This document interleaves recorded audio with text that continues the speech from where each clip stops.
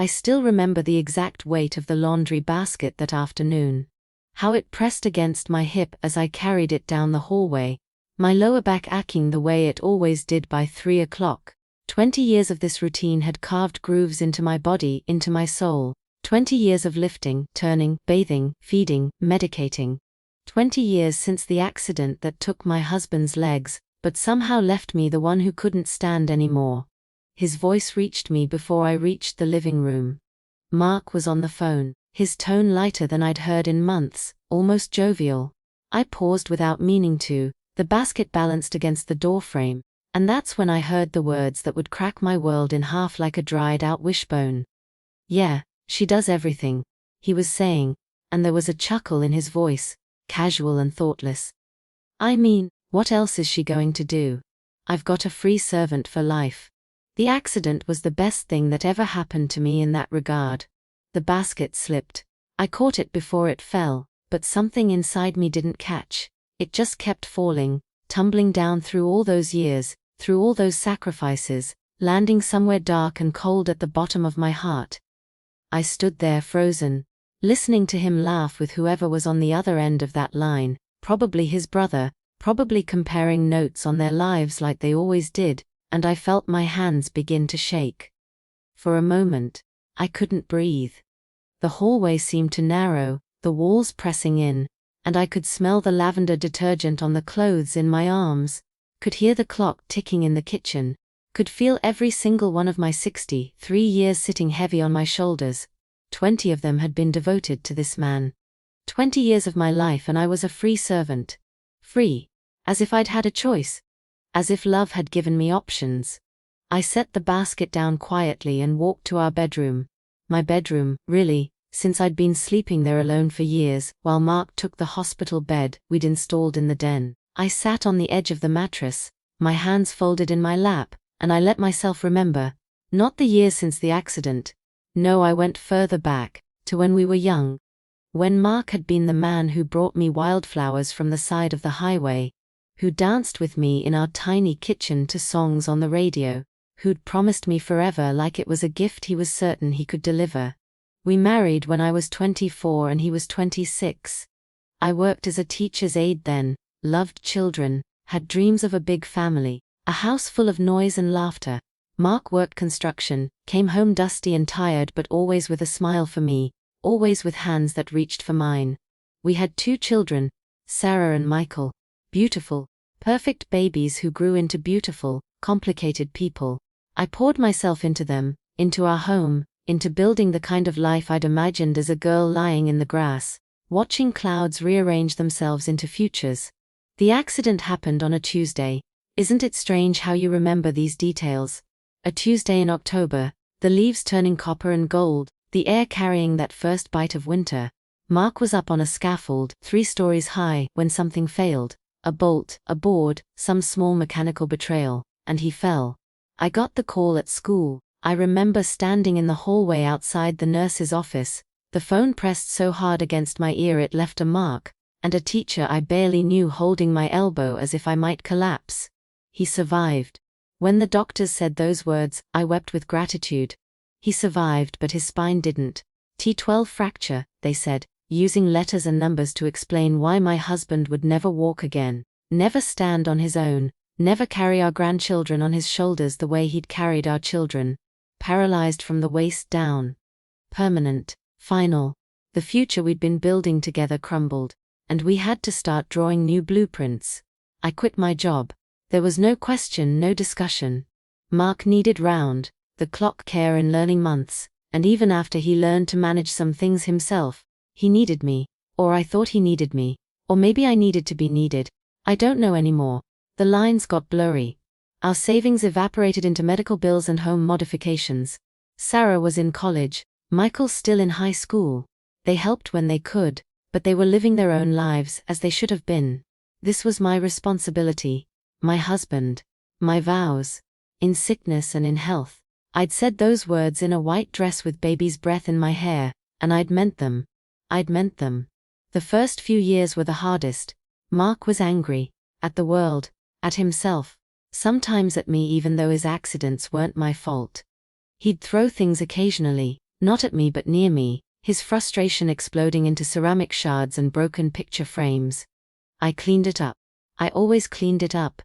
I told myself it was the pain talking, the loss, the grief of a man who'd defined himself by his physical strength, now trapped in a body that wouldn't obey. I learned to catheterize, to prevent bedsores, to recognize the signs of infection.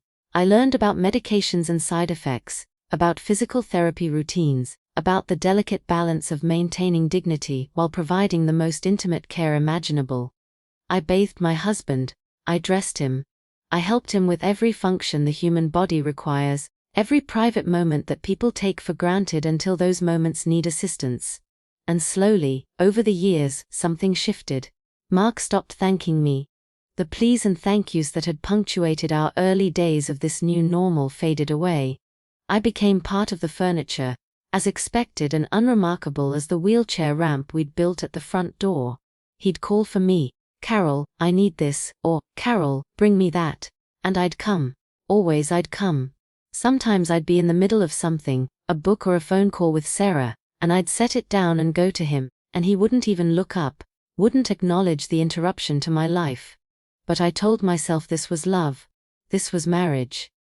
This was what commitment looked like when tested by fire. I watched our friends divorce over far less, infidelity, boredom, growing apart, and I felt a grim pride that we were surviving something harder.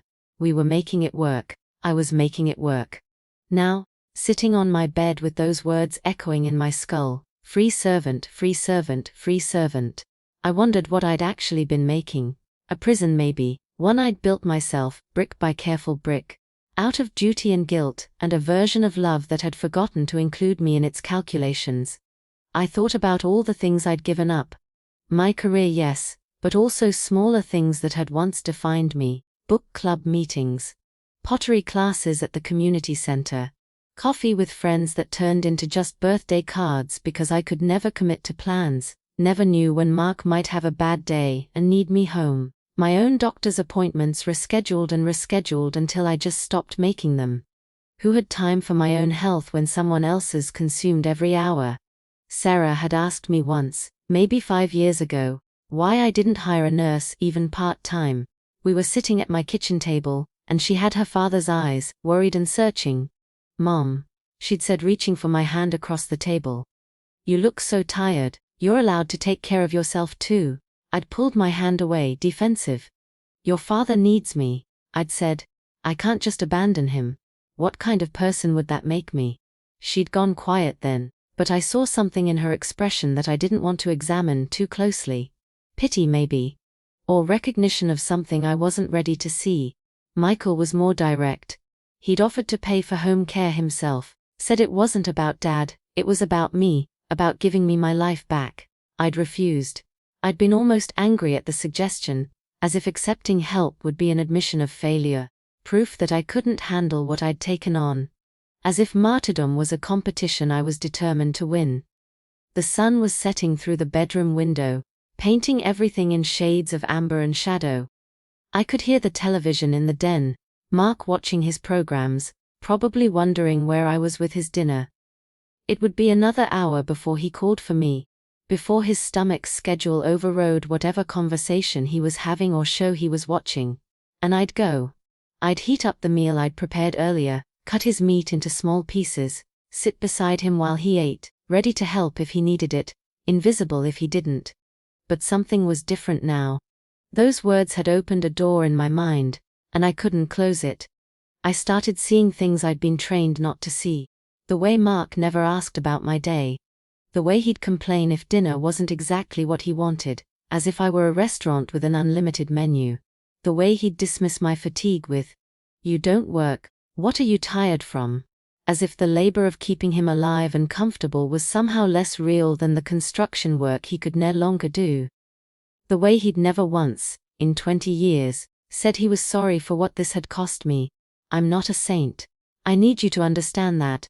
I'm not telling you this story to paint myself as some noble sufferer. I made choices. I chose to stay, to care, to sacrifice. But I'd made those choices believing in a partnership, in a love that flowed both ways, and somewhere along the line it had become a one-way current, carrying everything I had away from me, and toward a man who'd stopped seeing me as anything more than the hands that served him. That night, after I'd fed Mark and settled him for bed, after I'd cleaned the kitchen and started the laundry, and took my own medications that I'd been neglecting for weeks, I called Sarah. My hands were shaking as I dialed. When she answered, her voice warm and familiar, I started to cry, and I couldn't stop. Mom, what's wrong? I told her everything, what I'd heard, how it made me feel, how lost I was. I told her about all the years, all the small erasures of myself until I wasn't sure who Carol was anymore outside of being Mark's caregiver. The words tumbled out like a confession, like a prayer, like a dam finally breaking after holding back an ocean. Sarah was quiet for a long time after I finished. Then she said, very gently, Mom, I think you know what you need to do, and I did. Help me. I did. It took me 3 weeks to arrange everything. I contacted home care agencies, interviewed nurses, set up a schedule. I found a small apartment across town, 1 bedroom, affordable on the settlement money I'd kept in a separate account all these years, money Mark didn't know about, because he'd stopped asking about finances years ago. I packed my things slowly, a few items at a time, so he wouldn't notice, and I practiced the words I'd need to say. The day I left, Mark was in his chair, watching television. I stood in the doorway of the den, my suitcase by the front door, my heart hammering against my ribs. I'd written him a letter explaining everything, the care schedule, the nurse's contact information, how the bills would be paid. But I needed to say something to his face. Mark, I said. He didn't look away from the screen. Yeah, I'm leaving. That got his attention. His head snapped toward me, confusion and disbelief warring in his expression. What? I'm leaving. There are nurses starting tomorrow. Everything is arranged. You'll be taken care of. He stared at me like I'd started speaking a foreign language. Carol, what are you talking about? You can't leave. I need you. No, I said, and my voice was steady, stronger than I'd heard it in years. You need care. But you don't need me. You haven't needed me, not really me, not Carol, for a long time. You need a servant, and I'm not that anymore. His face went red. This is insane. You can't just abandon me. After everything I've done, I finished for him. Yes, after 20 years of everything I've done. That's exactly why I'm leaving. I turned to go, and he called after me, his voice cracking with something that might have been panic or might have been anger. You're my wife! You made vows! I stopped at the door but didn't turn around. So did you. But somewhere in those vows, we were supposed to be partners. We were supposed to love each other. Not just me loving you, serving you, disappearing into you, both of us. And I can't remember the last time you loved me like a wife instead of taking me for granted like hired help. I left him calling my name. I got in my car with my 1 suitcase, and I drove away from that house, from those 20 years, from the woman I'd been who'd forgotten she was allowed to matter too. It's been 8 months now. Mark is fine. The nurses are excellent, better trained than I ever was. Sarah and Michael visit him regularly. He called me once, about 2 months after I left, drunk and crying, saying he was sorry, asking me to come back. I told him I forgave him, but I wasn't coming back. Forgiveness doesn't mean returning to what hurt you. I'm learning who Carol is again. I take classes. I have friends. I sleep through the night without listening for alarms. Some days I feel guilty, like I've committed some unforgivable sin. But most days, I feel something I'd forgotten existed. I feel free. Genuinely free. Not the kind of free that means someone else is bound. Just free to be myself, to matter, to take up space in my own life. People ask if I regret leaving, if I feel like I abandoned him. I tell them the truth. I regret not leaving sooner. I regret not understanding that love isn't supposed to erase you. That caring for someone doesn't mean you stop caring for yourself. That 20 years of service to someone who called you a servant isn't nobility. It's just loss wearing the mask of virtue. I did love my husband. Maybe part of me still does. In that complicated way we love the people who shaped us, even through pain. But I love myself more now. And that, I've learned, isn't selfish, it's survival. It's the only way any of us makes it through.